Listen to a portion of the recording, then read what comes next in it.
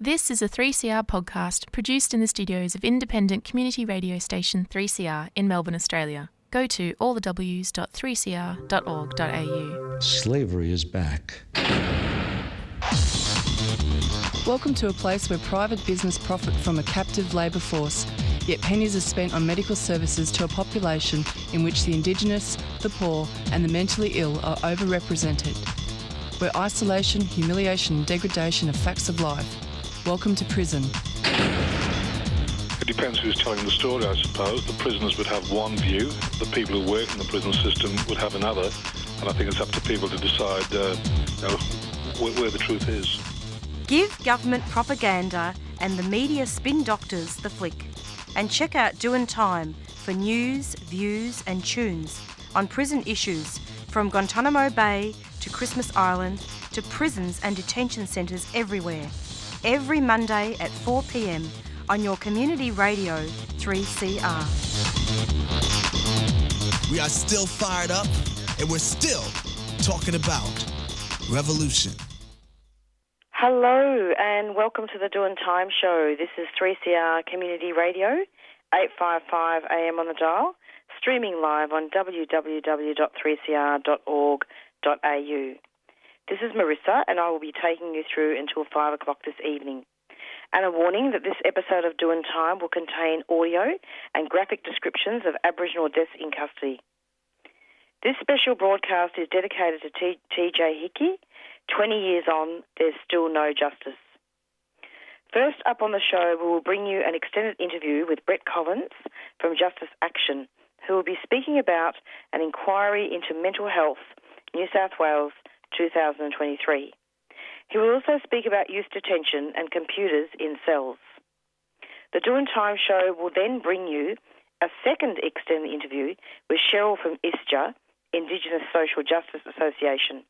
She will talk about a speak out, remembering TJ Hickey, 20 years and still no justice, which will take place at the State Library of Victoria on the 17th of February at noon. February 14th, 2024 is the 20th anniversary of the death in custody of Thomas TJ Hickey. More about that later. New South Wales Parliamentary Committee Portfolio Committee Number 2, Health, has decided to conduct an inquiry into mental health in New South Wales. This follows the findings of the Royal Commission into Victoria's mental health system, as well as multiple expressions of dissatisfaction from consumers of current mental health practices within New South Wales. There has been public exposure of vulnerable members of our society being mistreated, disrespected, and even killed following state intervention. Justice Action has written a submission to the inquiry, and I'm actually reading from various documents from Justice Action. And we're just going to go to an announcement and then we will cross over to Brett.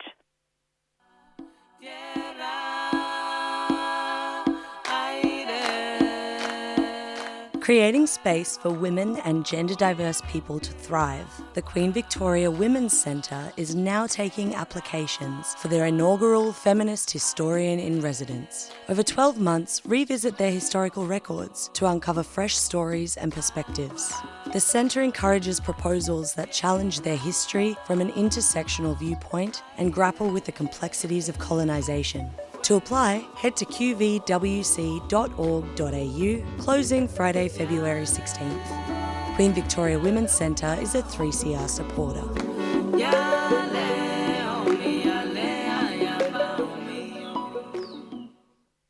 And in case you've just tuned in, this is the Doin Time show, 3CR Community Radio, and it's approximately 4:01.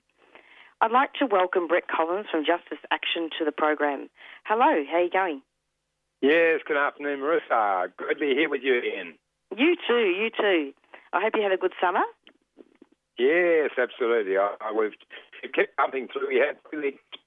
You have to keep going, isn't it? Community inside the place of detention didn't get the break at all. We always feel actually a bit guilty that we're taking time off, but we're back on board again and away we go.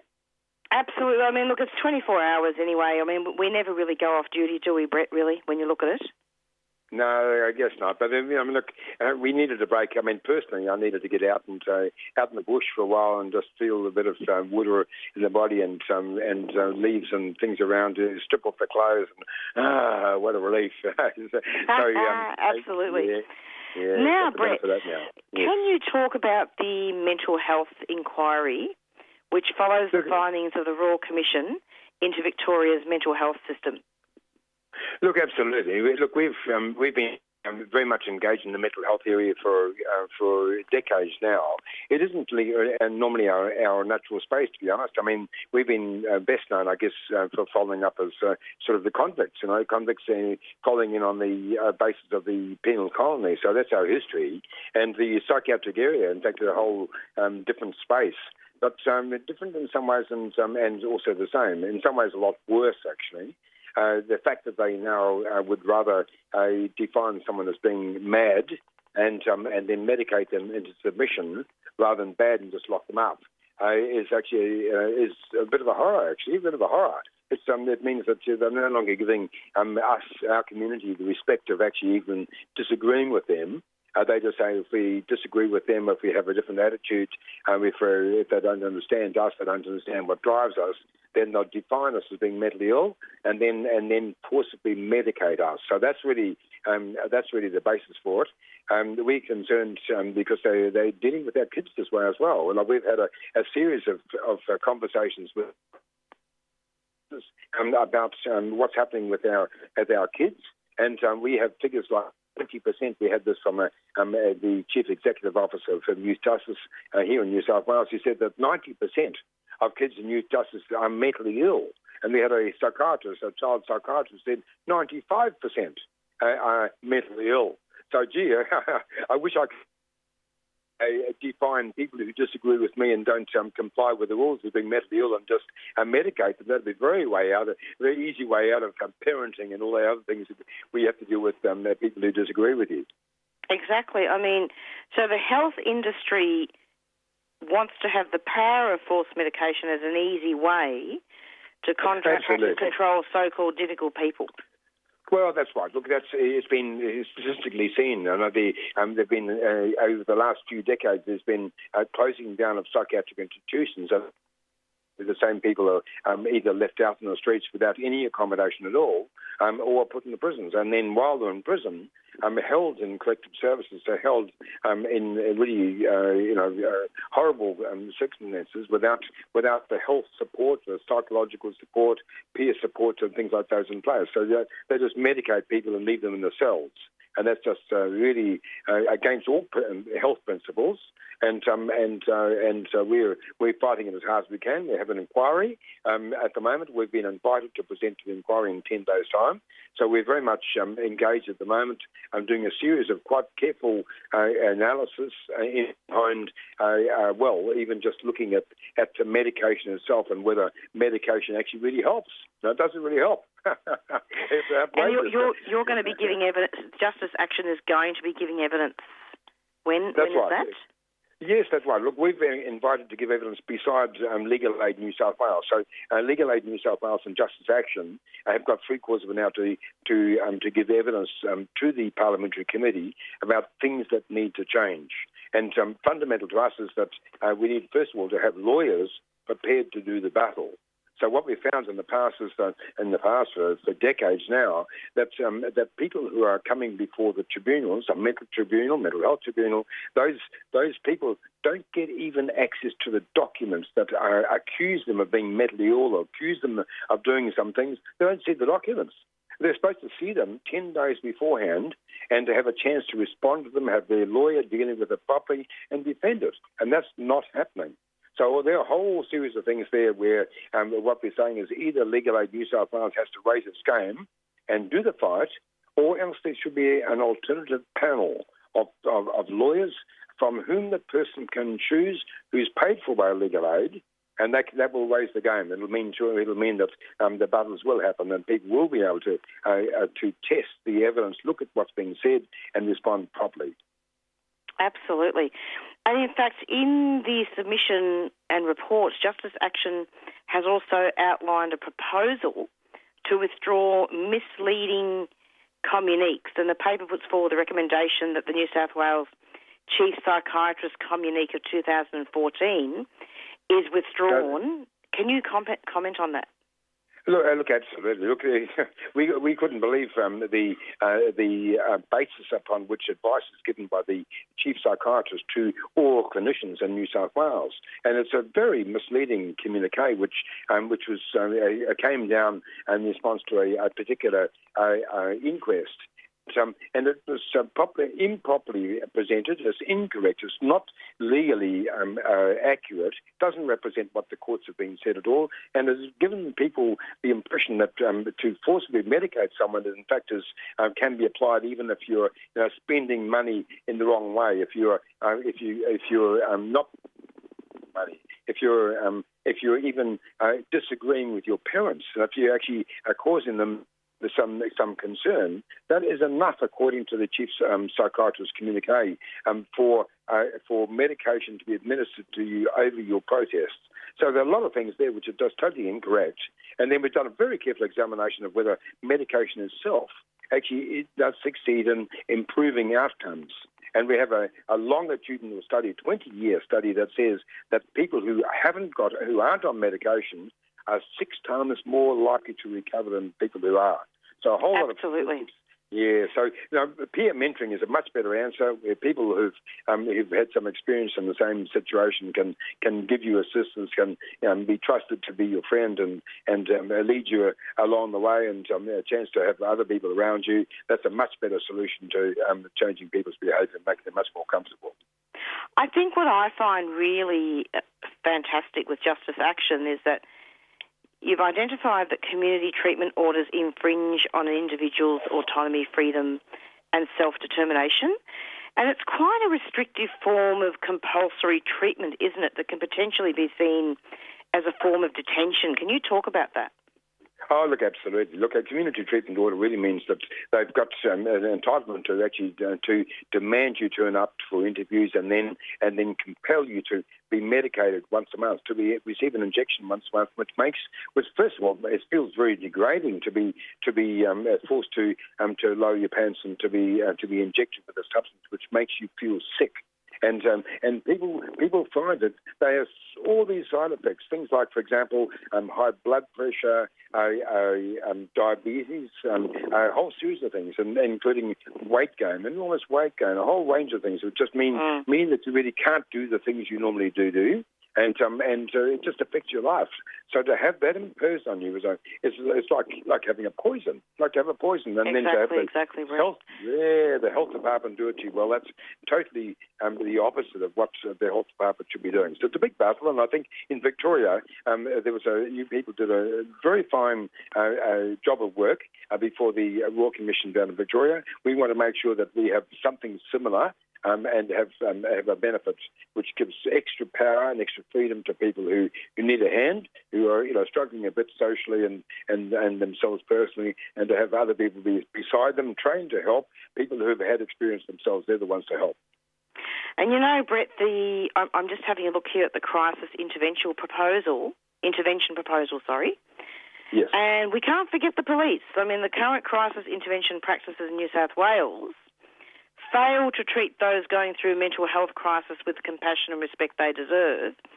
And, of course, we do have police, don't we, that are not only ill-trained but also are first responders, aren't they? Well, that's right. Yes. Right. Look, I mean, in New South Wales, they changed the name of the police from police service to police force. And that says everything. That's really intended to intimidate. And if you're really concerned, if somebody is concerned and they feel, a sense of paranoia, worry about other people threatening them and things like that, if you have an armed man walking in with several behind him and carrying a gun, who wouldn't feel threatened? And as happened only very recently, someone turning up because the person hadn't, for the police turning up while to force a community community treatment order, which is, you didn't turn up to the health department. And then because the person felt so threatened, the person reached for a sword, right, which was in their home, and the police killed him. Boom, boom, boom, boom. 4 shots and killed him in his own home.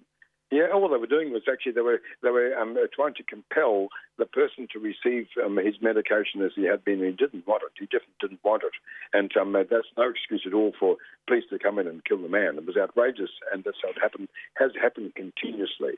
It is an absolutely disgusting practice, and the Justice Action has effectively looked at other definitions and other ways to look at those things. Now, let's move on now to the New South Wales Minister for Youth Justice, who is going to be providing computer tablets to youth detainees. Is that right? That's right, yeah. Look, it's a bit of a breakthrough, actually. Like, we had always assumed that the kids were getting the same services that adults were getting as well. And so when we had the battle here in New South Wales and succeeded in getting every person to have a computer in their cell, a computer tablet or a laptop in their cell, we assumed that it would flow straight through to the kids as well. And it hasn't. And it hasn't actually, we've discovered it hasn't happened anywhere at all in Australia. It's like all the kids, and we're talking now about 1,000 people between the age of 12 and 18. There are 1,000 nationally, and those people have been locked in their cells 16 hours, 17, 18 hours a day, sometimes longer, without any access to any communications, and no access to counselling, no access to education, left in their cells until they open their cell the next morning, normally at 8 o'clock, 8:30 in the morning, get them out of their cells, get them up to muster, get them to have a food, and then they all speak to each other and run around, and then locked in the cells again. There's no alternative, no opportunity for them to quietly, by themselves, in their cell, to talk with their family, talk with a trusted elder. In fact, most times, in New South Wales, 61% of kids in youth detention are Aboriginal kids. 61%.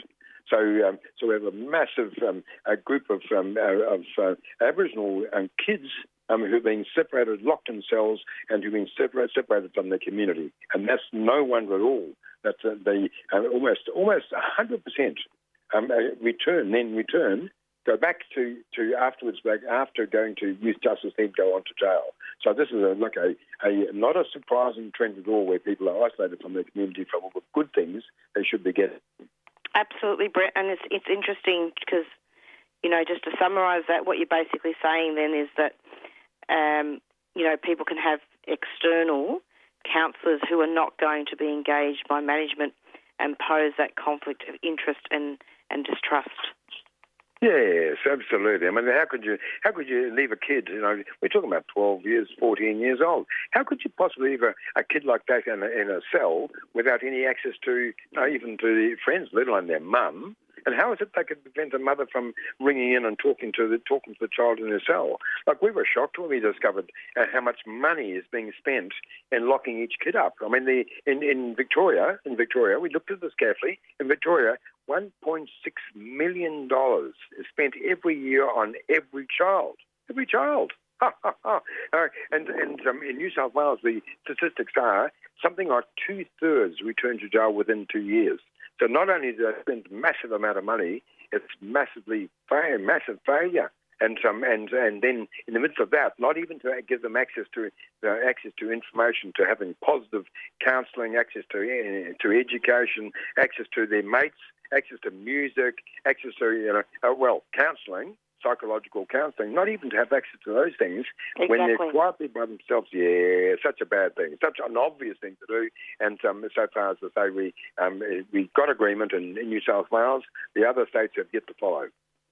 Well, Australia needs to really get with the program and start being more parallel with overseas research. Now, Brett, we are going to have to finish very soon because this show is actually dedicated to TJ Hickey, 20 years on and still no justice. And we're going to be speaking with Cheryl from ISJA soon about the speak out that we're having in Melbourne at the State Library on the 17th of February. But before we finish, are there any concluding comments that you'd like to make? Well, look, I guess the most important thing is there should be an expectation of people inside Victorian prisons who are listening now. They should be asking now, where is our computer? We were told that Victorian prisons would have access to computers in their cells this year. So we'd be very surprised if not within the next few months that they would be rolling out. And it's such an obvious way of delivering services and making sure that we don't have this enormous failure where people are just isolated from the community and from all the good things. So that's something we can look forward to. And likewise, of course, for the kids. The kids should, in fact, the kids should be first, to be honest, but let the adults come in. It's about time they get something good. Absolutely. Brett, it's so lovely to have you back. I mean, you've been coming onto this show for many years now, and keep up the struggle, keep up the good work. Lovely. Thanks for the opportunity, Marisa. Much appreciated to you guys. We'll talk soon. Thanks a lot. All the best. Okay, take care. Bye-bye. 3CR. No more whispering in our hearts. Gonna rise up to break these chains and stop these killing games. Indigenous Social Justice Association Melbourne invites you to join us on Saturday the 17th of February at midday at the State Library, Swanston Street, Melbourne, to mark the 20th anniversary of the death in custody of Redfern teenager TJ Hickey. Honour the memory of TJ and the many deaths in custody families that now number more than 555 since the 1991 Royal Commission into Aboriginal deaths in custody. No one to date has been held responsible for these deaths. We demand end the practice of police investigating police and immediate implementation of all 339 recommendations of the Royal Commission into Aboriginal deaths in custody. Come along Saturday 17th of February, midday at the State Library. ISJA Melbourne is a 3CR supporter. And you're back with the Doin Time show, 3CR Community Radio. It's approximately 4:18, and I wanted to welcome Cheryl from ISJA to the Doin Time show. Hello, Cheryl. Welcome. Hi, Marisa. Thank you. It is lovely to have you. Now, would you mind just speaking up just a tiny bit more? Oh, sorry. That's better? That's much better. Hang on. Once I take it off speaker, hang on. That would be awesome. Hang on, I'll try. I want to hear your lovely voice, see how that goes. Loud and clear. But I can't hear you. But anyway, you can't hear me? Barely. Anyway, I'll try and listen. Put it back on then if you can't hear me. No, because if it's coming through echoey, I better just try my best. All right. Okay. So, Cheryl, we're back. You're back on the show. I think you came on last year sometime to speak about TJ. I believe you did. We did an interview this time last year. Yeah, probably about a year ago. Yep. But there is something different here. Doesn't it? Sorry? Can you talk about the news release and tell listeners about the upcoming speak out for TJ Hickey? Sure. Yep. Well, our media release went out last week. We sort of usually do one every year. And we're intending to hold a speak out at the State Library in Swanston Street, just opposite Melbourne Central Station.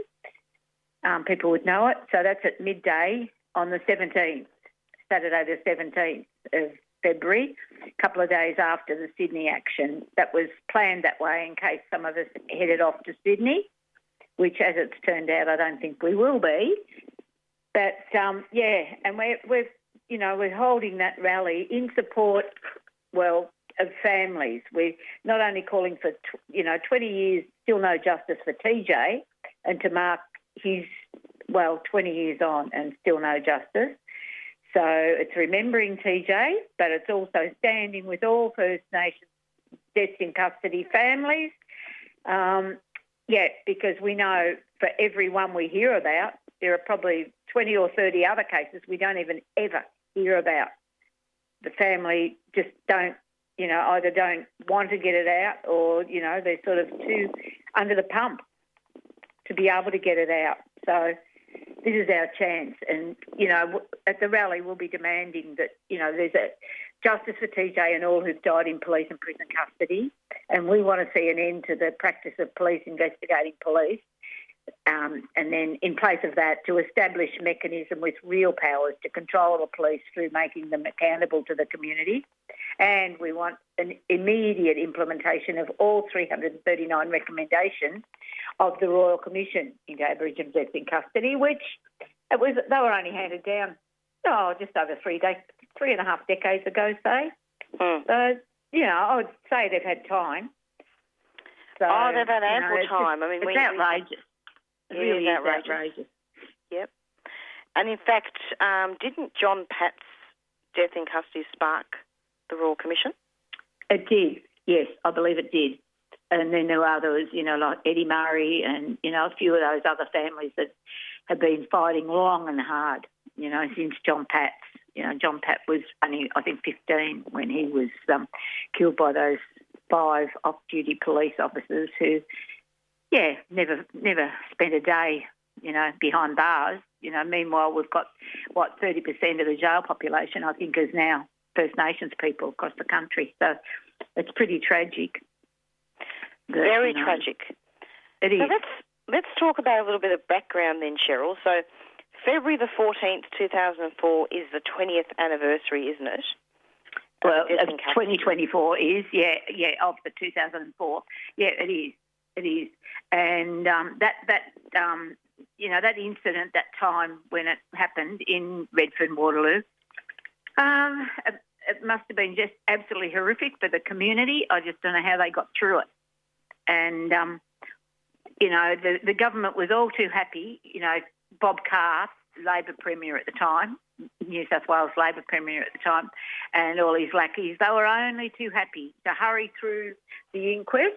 There was apparently, this is what we've read in media since that time, that then Premier Bob Carr instructed the state coroner, John Abernethy, to bring the inquest on quickly, bury it, while Gail Hickey, that's TJ's mum, was pressured into accepting a government-appointed legal team that did absolutely nothing to find out the truth at that inquest. And the brief of evidence from the investigating police then allowed the state coroner to exclude both important witnesses and serious evidence as not being relevant to the inquiry. And, the list, it's gobsmacking. Anyone that reads the things that were, weren't looked at, the actual cause of death wasn't explored. The first aid implications weren't pursued. Bioengineering aspects of the mechanism of injury not fully pursued. Bystander witness evidence, as I just said before, weren't fully pursued. Why wasn't all witness evidence heard? Why was the arrival of a police rescue van at the accident scene not investigated? Because I believe Hollingsworth ripped TJ off the fence prior to the appropriate people coming along, contrary to, well-known first aid protocol. The forensic examination scene wasn't completed.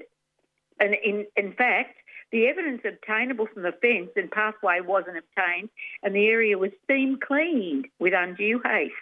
Within days, all 5 police vehicles involved in that event had been steam cleaned, repairs made, and they'd been repainted, thereby destroying any possible vital evidence. Is that not, I would say that's, isn't that interfering with, if that was tampering you or evidence. me doing that, yep, I reckon we'd be up shit creek, to put it nicely.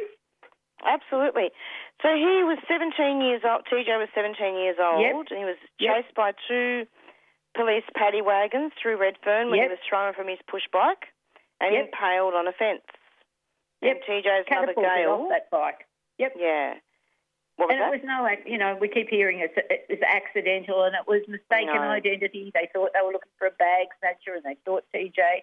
Well, TJ didn't resemble in the slightest the build of the supposed bag snatcher that was later found out. But, of course, that was all pushed to one side. Any excuse will do. We chased him. He'd been bashed apparently a couple of weeks prior by a Redfern police officer. So this wasn't an incident. He was petrified. He was staying with his aunt. I think I might have told you before. Staying with his aunt, Bowie Hickey, the late Virginia Hickey. Oh, the beautiful Auntie Bowie. I miss her. Yeah, I can still see her too. Yeah. I can hear her voice. And she said he was too scared to come out. He was a smoker, at 17, but he was a smoker, so was she. And she'd be sitting on her little front porch in Douglas Street in Waterloo, having a fag. And TJ, she'd say to him, "Do you want a cigarette?" He was inside the house. Well, he'd say yes, but then he'd say, "You've got to pass it to me." He wouldn't come out even onto that front porch. He was so scared. He told her, "They're going to kill me." Well, he was right. It's really awful. Bowie's spoken of it, publicly, and she's on record, from some of the rallies, that's why he was killed, and it's because he wouldn't distribute their drugs around the block. It suits them to keep a black community disempowered, under the thumb, chasing each other, or chasing drugs or whatever. That's how they get away with it. Horrible. Well, that's exactly right. And I think with ISJA, I'm just having a look here at the news release, and Alison Thorne from ISJA Melb says that TJ's death highlights that there are inadequate mechanisms to hold police to accountable. Yes. And we demand an end to the practice of police investigating police, as you said, Cheryl. What's needed is the establishment of independent bodies with real powers to control the police, and for these bodies to be directly accountable to the community, says Alison. Yep. And I mean, for instance, those 4 police in those 2 vans that you said, Redford 16 and Redford 17, apparently it became common knowledge or public knowledge that they sat and did their statements together post the incident. Now, and under the supervision of a superior, there was all kinds of things. There was one of the police Aboriginal community liaison officers who, I believe, offered to, and I've heard this, I'd say firsthand, that he offered or requested permission to go down to the block where the community had gathered to, calm, in an attempt to calm them down, after what had happened to TJ. And he possibly could have too, just comforted them and not come in with all guns blazing. But no, they refused him permission because they wanted this. They wanted a reaction from the community. Of course. Because that deflects on, from them, from their actions, what they've done, that they'd killed this child. It is a disgrace, an absolute disgrace. And Gail, the family and their supporters are fighting hard, aren't they, for a permanent memorial to TJ that reflects what actually happened. And I remember when I interviewed Ray Jackson when I was in Sydney during the trial of the other trial family, where the young girl, one of the relatives, was arrested. All these people were arrested on the 21st. And I remember interviewing Ray Jackson, and he gave us a very good quote. He said that TJ's death will never be seen as an accident. That will never happen. No. And he's since passed away now. His anniversary is coming up soon, isn't it, Cheryl, in April? Yeah, it is. It is, I think. Yeah, I did look that up. Golly, it was back in 2015, I think. I couldn't believe it. Oh, I'm still grieving. I know. He'll be, he's been sadly missed across the, the whole activist scene, I think. He was sort of, he had a reach out, that's for sure. But I think he'd be happy that, in the face of the injustice, that people are continuing. I mean, they tried everything. The family, with the help of Tamar Hopkins and another barrister, Emrys Nekfarpel, took the case to the United Nations back in 2010 on the 6th anniversary of TJ's death in custody. But surprise, surprise, Australia wormed their way out of that. I mean, really? And, one thing I forgot to say was TJ's bike wasn't even presented at the coronial inquest, the damaged bike. But, of course, it couldn't be presented because it had been taken out of the Redfern police station. It was seen to be taken out by another ACLO, Aboriginal Community Liaison Officer, and it was going to have its wheel changed. Apparently there was old footage that Uncle Ray had at one stage from, I think it was Channel 7, showing the bike as it was with the damaged, Cheryl, that's a really a good example that you just mentioned about the bicycle. And just to develop that further, even going back to the trial of the Hickeys. The Hickeys have been harassed, haven't they? Ever since. Definitely. Yeah, ever since they talked about fighting hard for that permanent memorial for TJ. Yes. And then you say in the news release, don't you, Cheryl, that the family was gifted a memorial plaque for display at the site where TJ was impaled during the police pursuit. But authorities won't let the plaque go up unless the wording is changed to remove all reference to the police. From police pursuit. They don't like it was a result of a police pursuit. Well, they shouldn't have pursued him. Easy, simple. Don't do it. Correct. And then what do? At the moment, I think the inquest is over. I think they're just waiting on the findings, but into another boy who had a similar, a little different, but a similar experience and lost his life as a death in custody, Jay Wright, in Waterloo, or in that Waterloo area, only a little bit away from where it happened to TJ. Just a couple of years ago that happened. So I believe there's an inquiry just completed, just wound up, I think, into his Which one was that, Cheryl? Sorry? Jay Wright, J-A-I. I think you might say Jai Wright. But, there was something on NITV News just recently about that one. So it just doesn't, it doesn't end. No, it doesn't end. I think there's been over 500 deaths in custody now. We said 550, I think, over 550. Yeah. But now I think it's over 558. Oh, my God. Or it's at least 558, which is over 550. But, it's just going up there. Yeah, you just hate to use people as numbers, that's awful. But at the same time... Look, this really is an excellent news release. Can you just tell listeners about where to find that release, please?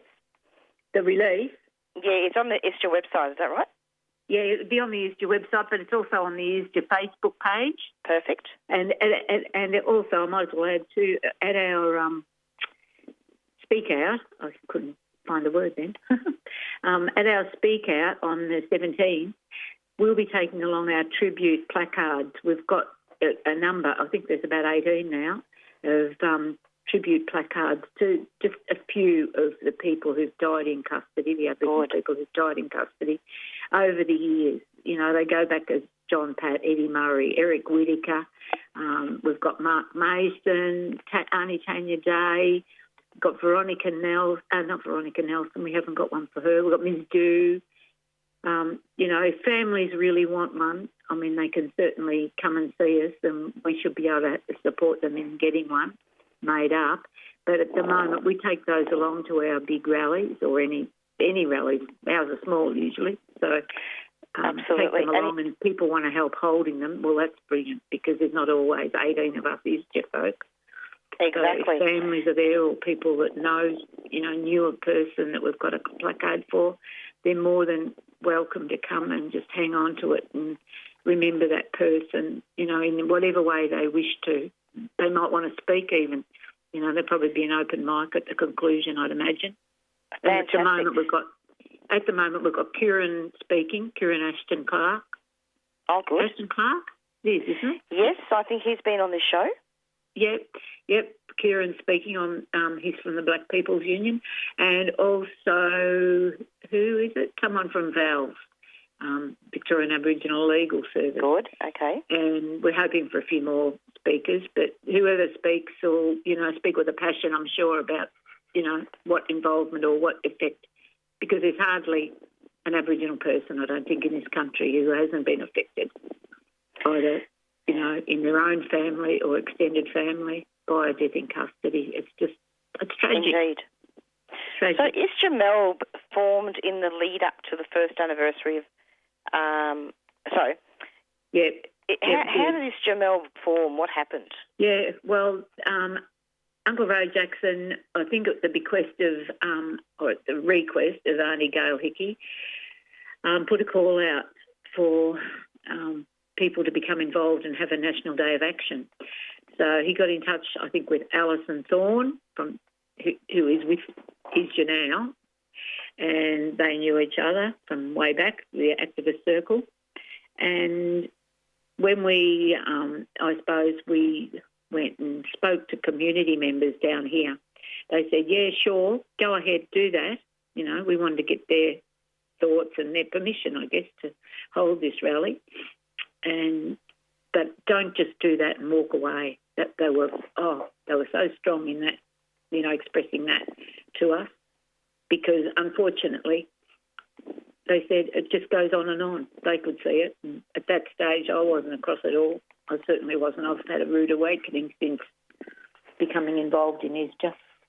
Absolutely. It's so important, isn't it? Well, no month goes by without there's at least one death in custody. Now that's, we hear about road counts and all that, when there's road accidents. Where's this? Make that a headline.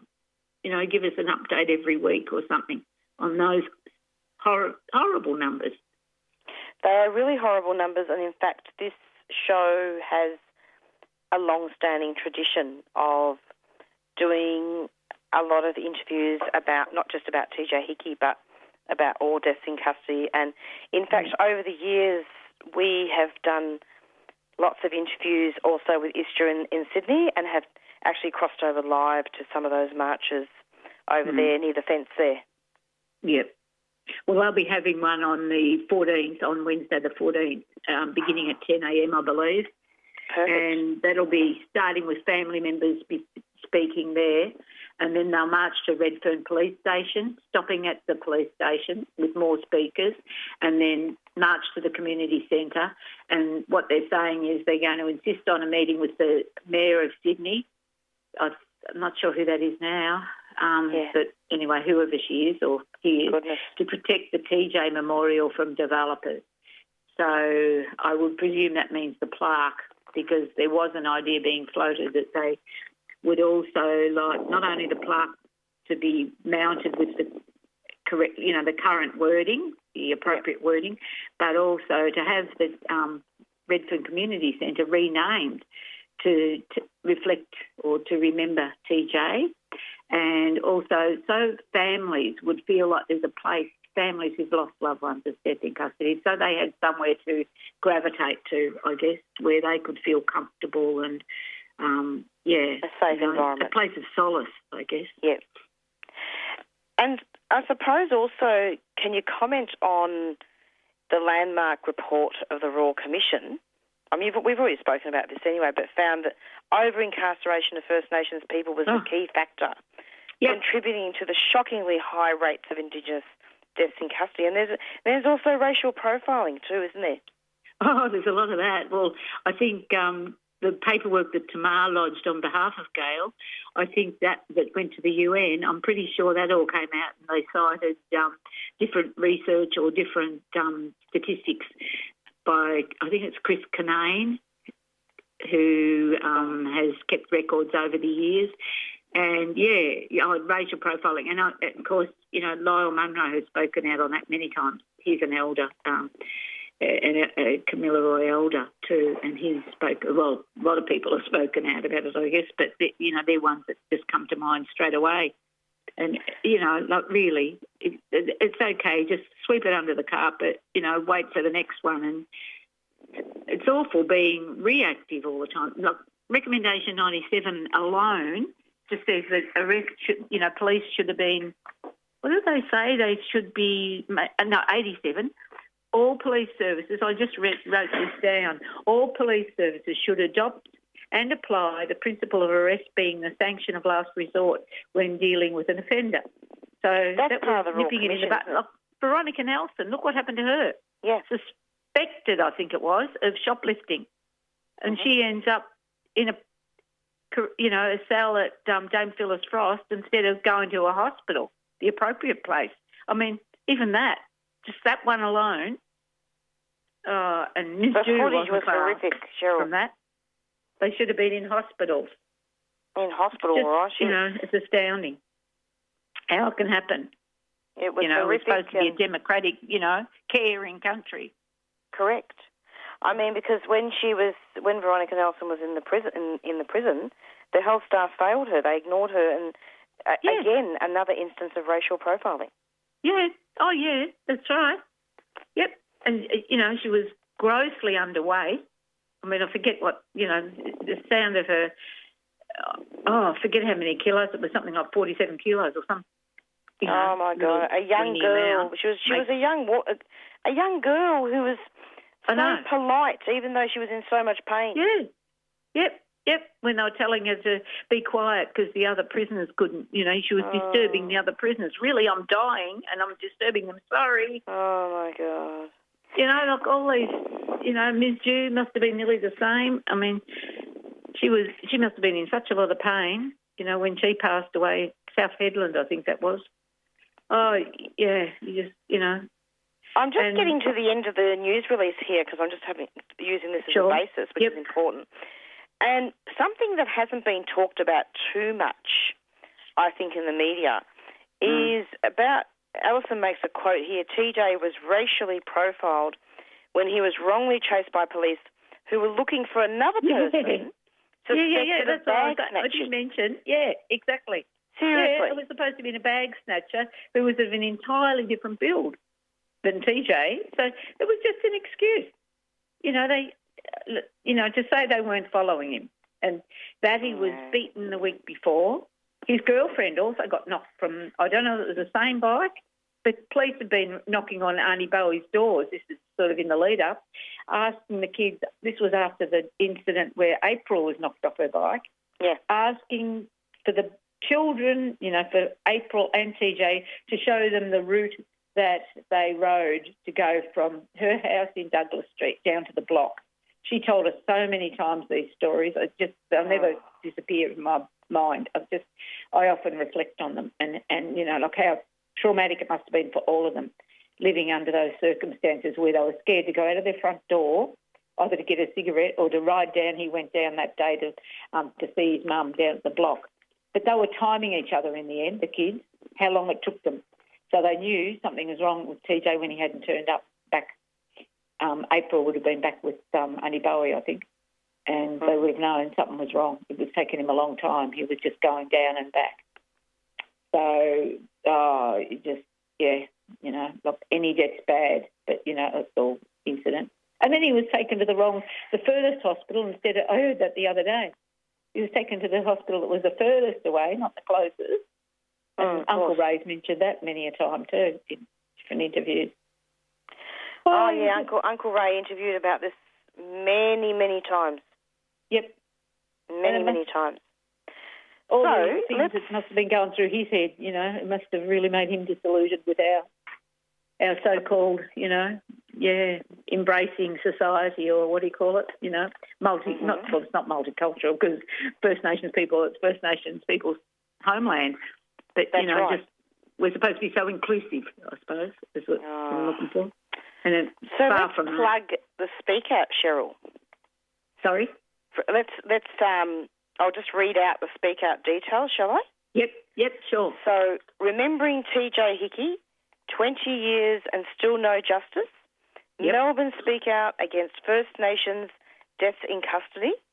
Noon, Saturday the 17th of February, State Library, Victoria, on Swanston Street, organised by the Indigenous Social Justice Association, Melbourne, with the support of TJ's mother, Gail Hickey.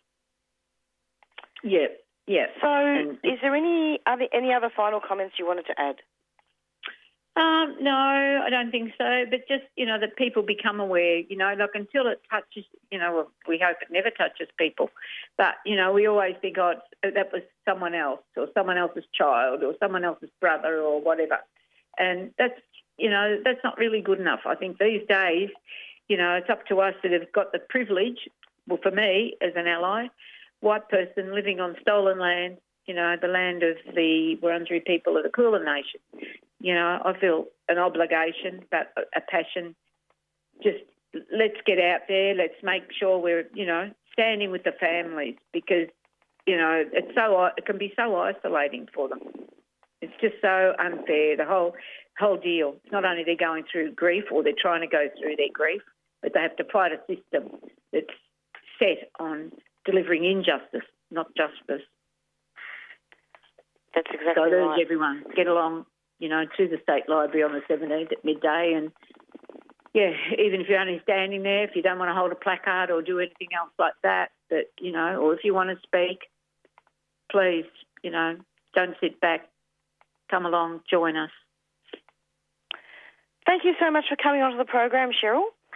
It's been lovely to have Marisa. you. Thanks for having us, and thanks for all the hard work you do and 3CR does. And, oh, golly, I don't know where we'd be because none of the so-called mainstream, they don't do coverage. They do little press releases and that's it, done that one. Exactly. So really appreciate, getting the opportunity to get these stories out. Thank you. Thank you, Cheryl, and I'll see you at the Speak Out. Yep, see you then. Thanks, Talk Marisa. to you then. Thanks. Thanks, 3CR. Bye. Bye-bye. No more whispering in our arms. Gonna rise up to break these chains and stop these killing games. Indigenous Social Justice Association Melbourne invites you to join us on Saturday the 17th of February at midday at the State Library, Swanston Street, Melbourne, to mark the 20th anniversary of the death in custody of Redfern teenager TJ Hickey. Honour the memory of TJ and the many deaths in custody families that now number more than 555 since the 1991 Royal Commission into Aboriginal deaths in custody. No one to date has been held responsible for these deaths. We demand end the practice of police investigating police and immediate implementation of all 339 recommendations of the Royal Commission into Aboriginal deaths in custody. Come along Saturday 17th of February, midday at the State Library. ISJA Melbourne is a 3CR supporter.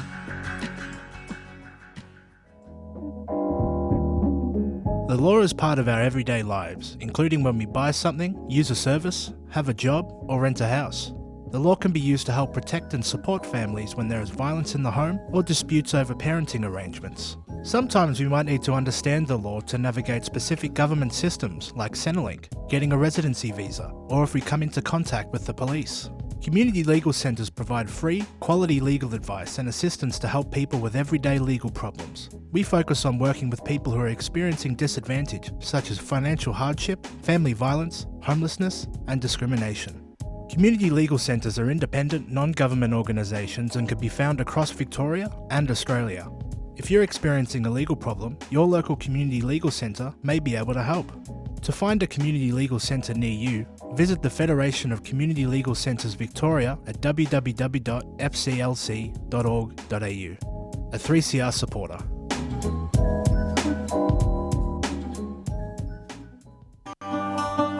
Stand in solidarity with Palestine this Sunday.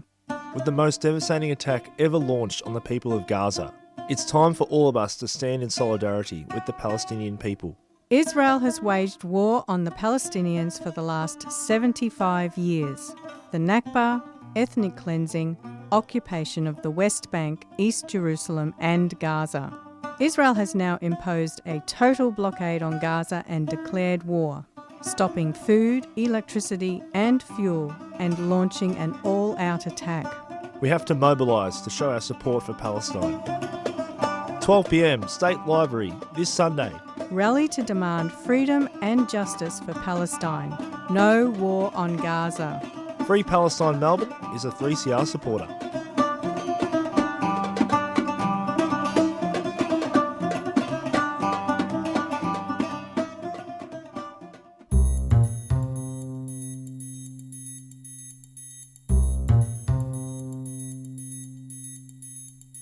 .3CR is radical radio.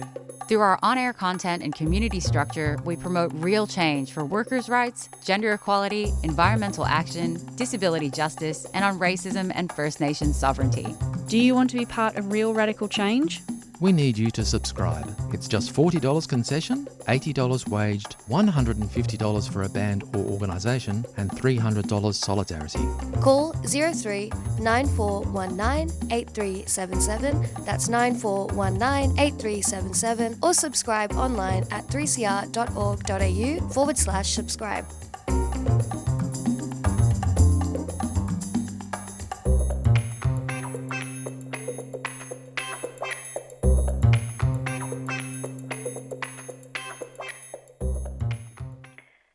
And we're nearing the end of our show. This is the Doin Time show 3CR. And I wanted to thank Brett Collins for coming onto the show and also Cheryl from ISJA. And Brett Collins talked about quite a number of things in regards to mental health. And Cheryl has discussed a speak out which will be happening on the 17th of February, No Justice for TJ Hickey, and turn up at 12 noon at the State Library.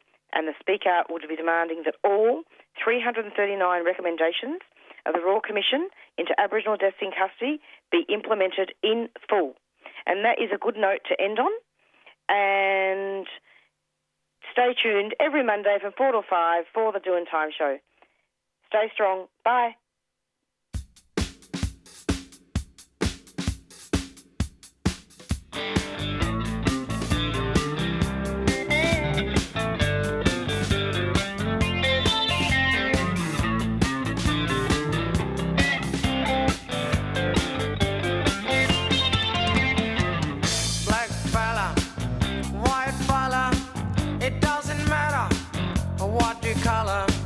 As long as you a true fella, as long as you a real fella. All the people of different races with different lives in different places.